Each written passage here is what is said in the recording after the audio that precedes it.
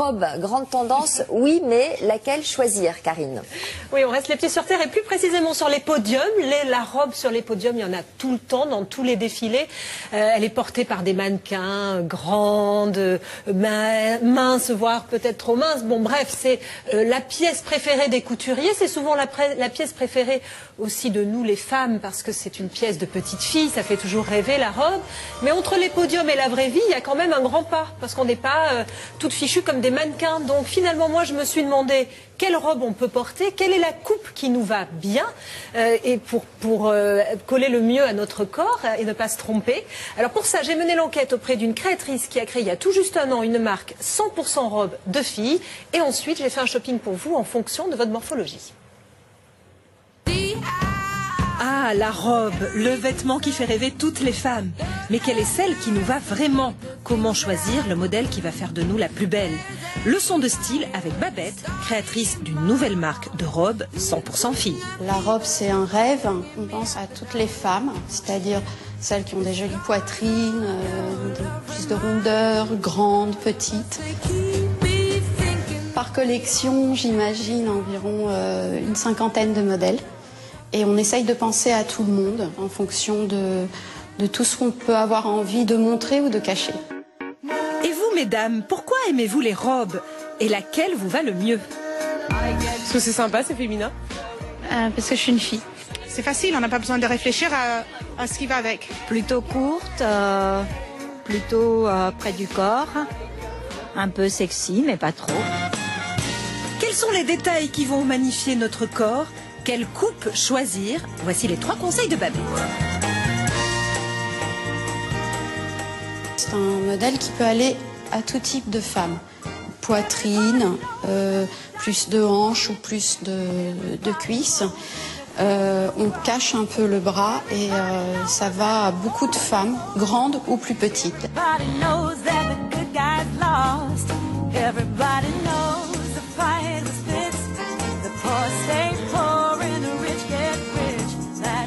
Ce modèle, c'est pour celles qui ont envie d'avoir le bras couvert. La base de la robe est assez droite, donc c'est surtout pour mettre en valeur tout le buste, qu'on peut aussi interpréter avec une ceinture pour marquer la taille.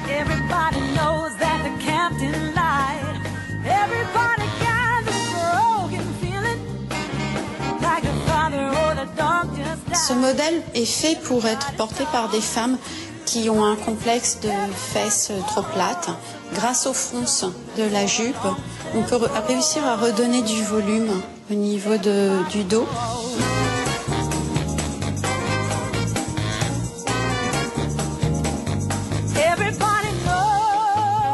Coupe droite, manche ballon ou bien taille basse.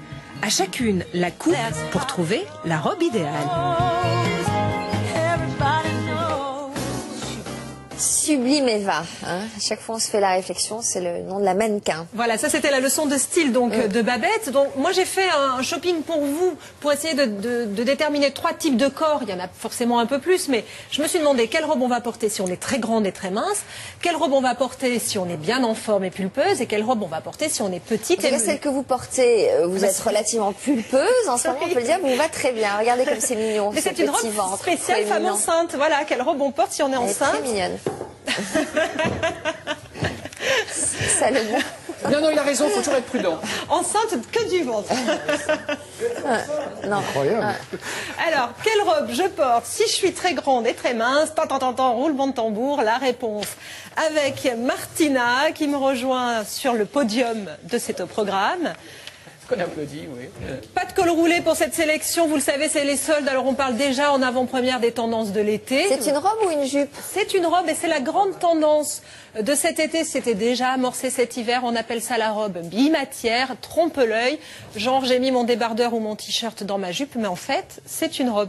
Alors celle-ci, elle est de chez Ekyog. Pourquoi j'ai choisi ce modèle? Parce que quand on est grande et mince, on peut se permettre de jouer la fluidité et la longueur, ce qui n'est pas le cas pour tous les corps. Là, c'est typiquement le conseil que je vous donne. Si vous êtes grande, vous pouvez vous permettre quelque chose d'assez vaporeux, d'assez long, même des plissés soleil.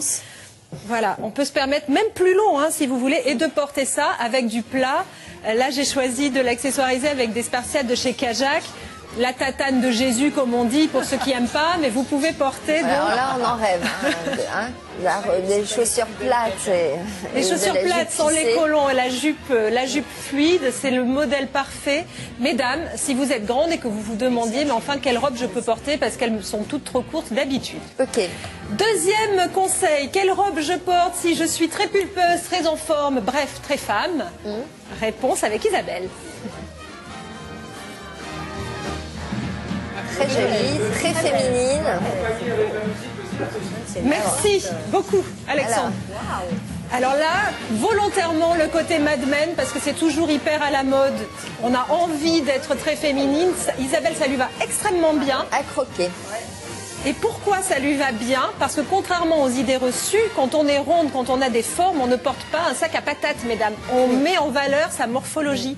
Donc, on n'hésite pas à cintrer la taille, on n'hésite pas à montrer son décolleté. Souvent, on a envie de cacher ses bras. Donc, ce modèle-là, il est parfait parce qu'il a un grand col qui tombe.